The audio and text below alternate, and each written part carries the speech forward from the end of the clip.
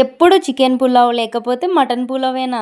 అప్పుడప్పుడు ఇలా meal maker pulao కూడా ట్రై చేయాలండి. దానికోసం మనము వేడి నీళ్ళల్లో మిల్ మేకర్స్ని వేసేసుకొని ఒక 2 మినిట్స్ ఉంచేసి పక్కకి తీసేయాలి. ఇప్పుడు ఒక బౌల్లో మనము ఆ మిల్ మేకర్స్ని వేసేసుకొని 3 టేబుల్ స్పూన్ దాకా పెరుగు మరియు 1/2 టీ స్పూన్ ఉప్పు మరియు 1/2 టీ స్పూన్ పసుపు, కొంచెం అంత కారం, ధనియాల పౌడర్ మరియు కొంచెం అంత గరం మసాలా వేసేసుకొని మంచిగా కలుపుకోవాలి.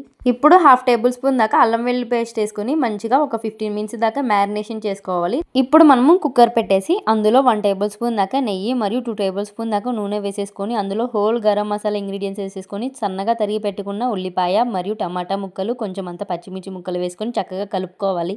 మరలా ఇప్పుడు మనము ఇందులో 1/2 టేబుల్ స్పూన్ దాకా అల్లం వెల్లుల్లి పేస్ట్ మరియు కొంచెం అంతా ఉప్పు కూడా వేసేసుకొని చక్కగా కలుపుకోవాలి.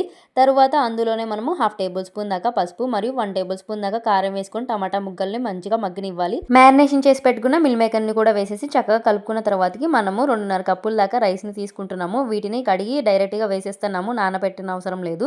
ఇప్పుడు ఇందులో వేసేసుకోవాలి. మనము 2.5 కప్పుల బియ్యానికి 5 కప్పుల దాకా వాటర్ని వేసుకుంటున్నాము. ఒకసారి మొత్తం కలిపేసి మనము కొత్తిమీర మరియు పుదీనా ఆకులు జల్లేసుకొని ఉప్పు సరిపోకపోతే ఒకసారి టేస్ట్ చూసుకొని మరలా ఉప్పు వేసేసుకొని మనము మూత పెట్టేసుకోవడమే. కుక్కర్ మనకు ఒక 3 విజిల్స్ వచ్చేదాకా ఉడికించుకోవాలి. తర్వాత ఓపెన్ చేస్తే మనకి ఎంతో టేస్టీగా ఉండే మిల్ మేకర్ పులావ్ అనేది రెడీ అయిపోతుంది. వీడియో నచ్చితే సబ్స్క్రైబ్ చేయండి.